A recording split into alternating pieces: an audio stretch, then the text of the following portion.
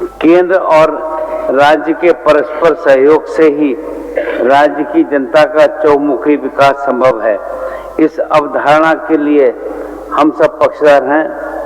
हमारी सरकार संघीय ढांचे की स्वस्थ परंपराओं को आगे बढ़ाने का काम करेगी तथा भारत की गरिमामय विरासत का सम्मान करते हुए कल्याणकारी राज्य की परिकल्पना के अनुरूप जनहित के व्यापक कार्य करेगी। झारखंड विधानसभा के वेश में भावी झारखंड के उदात्त परंपराओं की नींव रखे जाने का ये अविस्मरणीय पल है। मुझे विश्वास है ये विधानसभा आप सभी के माध्यम से राज्य के सर्वांगीण विकास के लिए गरिमामय और गौरवपूर्ण चर्चाओं का साक्षी बनेगा। ये सदन अपने विधायी कार्यों से झारखंड राज्य को प्रगति के शिखर तक ले जाएगा। लोकतंत्र में जनप्रतिनिधि जन आकांक्षाएं की अभिव्यक्ति के प्रतीक होते हैं।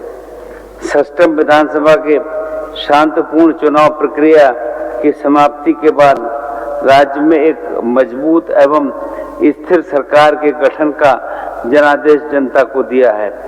हम इसके लिए राज्य की जनता को साधुवाद देते हैं और जनादेश का सम्मान करते हुए जन आकांक्षाओं पर खरा उतरने का संकल्प लेते हैं। ये सरकार झारखंड की मूल चेतना के साथ समावेशी विकास का ध्येय लेकर और आगे बढ़ेगी। हमारी सरकार बिना किसी द्वेष के वंचितों को विशेष महत्व देने के मानवीय सोच के साथ सबको उचित अधिकार, सबको सुरक्षा और हर द्वार तक समृद्धि पहुंचाने को प्रतिबद्ध है। हमारी सरकार एक व्यापक दृष्टिकोण के साथ समाज के वंचितों, दलितों, आदिवासियों, अल्पसंख्यकों एवं गरीबों की खुशहाली के लिए संकल्पित है। हमारी सरकार शहीदों के त्याग और बलिदान को हृदय में आत्मसात करते हुए द्वेष, घृणा, अहंकार, प्रतिशोध से दूर रहने का प्रण लेकर कार्य करेगी। झारखंडी अस्मिता को केंद्र में रखकर सजग, सुलभ, स्वच्छ, पारदर्शी और संवेदनशील प्रशासन के माध्यम से राज्य की प्रगति के लिए उच्च शिखर पर ले जाने के लिए संकल्पित है। केंद्र सरकार एवं उनकी कंपनियों के पास पड़ा झारखंड राज्य का बकाया 1,36,000 करोड़ रुपया वापस लाने के लिए सरकार कानूनी रास्ता भी अपनाएगी। हो, मुंडारी, कुडुख व अन्य जनजातीय भाषाओं को संविधान की 8वीं सूची में शामिल कराने की पहल करेगी। हमारी सरकार आदिवासी मूलवासी को स्थानीय नीति बनाकर तृतीय और चतुर्थ श्रेणी को नौकरियों में 100% आरक्षण देने के लिए प्रतिबद्ध है। 5वीं विधानसभा ने सर्वसम्मत से पिछड़ा वर्ग को 27%, आदिवासी को 28% और दलित को 12% आरक्षण देने का विधेयक एवं सरना आदिवासी धर्म कोड को पारित कराकर स्वीकृति के लिए केंद्र सरकार के पास भेजा है, जो अभी गृह मंत्रालय में लंबित है। वर्तमान कार्यकाल में केंद्र सरकार से इन विषयों को स्वीकृत कराने के लिए हर संभव प्रयास करेंगे। वर्षों से खास महल एवं जमाबंदी की जमीनों पर रह रहे परिवारों को मान सम्मान के साथ जीने का अधिकार देने के साथ साथ गैर मजरूबा जमीन पर बसे रैयतों की भूमि जिसकी रजिस्ट्री और रसीद काटने पर वर्ष 2017 से रोक लगा दी गई थी, उसे प्रारंभ किया जाएगा। राज्य में निबंधित सभी पत्रकारों के लिए प्रशिक्षण, बीमा और पेंशन का अधिकार सुनिश्चित किया जाएगा। सहारा इंडिया से पीड़ित राज्य के निवेशकों की लड़ाई सर्वोच्च न्यायालय से लेकर राज्य के हर न्यायालय और संसद से लेकर सड़क तक हर मोर्चे पर पूरी मजबूती से लड़ी जाएगी जब तक राज्य के सभी निवेशकों का भुगतान न हो जाए। झारखंड राज्य के जिन सहारा पीड़ितों ने अपने प्राण गंवाए हैं, उनका दुख या अवसाद में आत्महत्या करने को मजबूर हुए हैं, उनके परिजनों को सरकारी स्तर पर आर्थिक सहयोग प्रदान किया जाएगा। किसानों को 0% ब्याज दर पर कृषि ऋण उपलब्ध कराया जाएगा।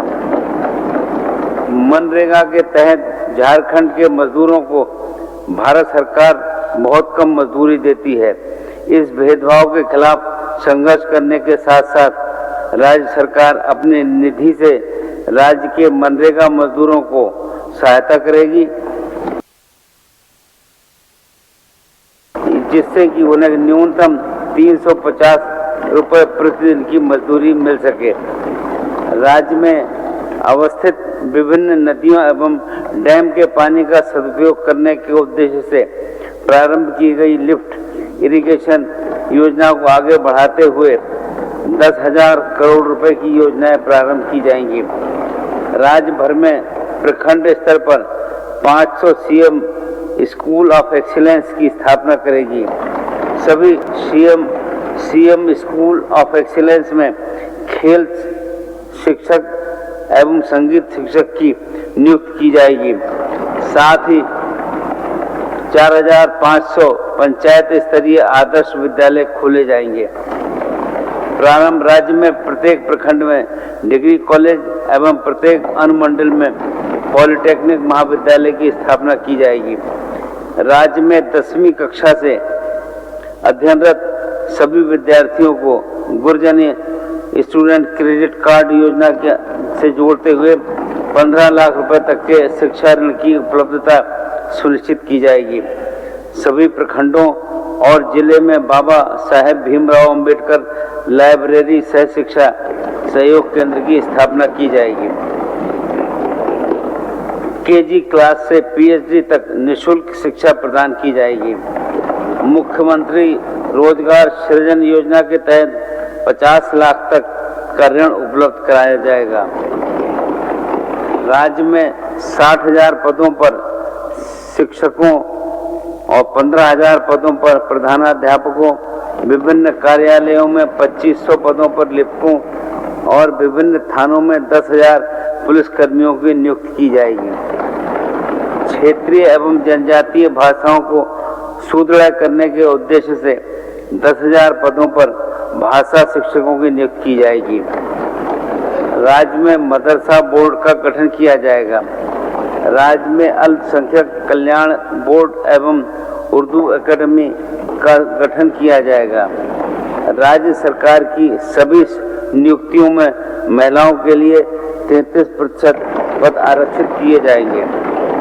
राज्य की सभी महिलाओं को मैया सम्मान योजना के तहत सम्मान राशि के रूप में 2,500-2,500 रुपया हर महीने दिए जाएंगे। आंगनबाड़ी सेविका, आंगनबाड़ी सहायिका, रसोइया, पोषण सखी, स्वास्थ्य सहिया, जल सहिया आदि के मानदेय में हमारी सरकार ने सम्मानजनक वृद्धि की है। इस कार्यकाल में इनके मानदेय में अन्य कर्मियों के अनुरूप वार्षिक वृद्धि भी की जाएगी। राज्य में स्वयं सहायता समूहों से जुड़ी सखी मंडल की महिलाओं को 15,000 करोड़ रुपए का क्रेडिट लिंकेज उपलब्ध कराते हुए स्वरोजगार के अवसर उपलब्ध कराए जाएंगे। सक्रिय महिला समन्वयक, कार्यक्रम पदाधिकारी आदि जेएस, एलपीएस से जुड़ी सभी कर्मियों के मानदेय में अन्य कर्मियों के अनुरूप वृद्धि की जाएगी। प्रत्येक ग्राम संगठन को 0% ब्याज दर पर 15 लाख रुपए का क्रेडिट लिंकेज उपलब्ध करवाया जाएगा। राज्य के सभी जरूरतमंद परिवारों को 15 लाख रुपए के अबुआ स्वास्थ्य सुरक्षा योजना से जोड़ा जाएगा। राज्य के सभी गरीब व्यक्तियों को प्रति महीने 7 किलोग्राम चावल एवं 2 किलोग्राम दाल उपलब्ध कराई जाएगी। अबुआ आवास योजना के तहत 25 लाख से अधिक गरीब परिवारों को सुविधा युक्त 3 कमरों का सुंदर आवास चरणबद्ध तरीके से उपलब्ध कराया जाएगा। आंगनबाड़ी केंद्रों और विद्यालयों के मध्याह्न भोजन में सभी बच्चों को प्रतिदिन अंडा या फल दिया जाएगा। रांची सहित राज्य के अन्य शहरों में वर्षों पूर्व बनाए गए घरों के नक्शे का नियमितीकरण किया जाएगा।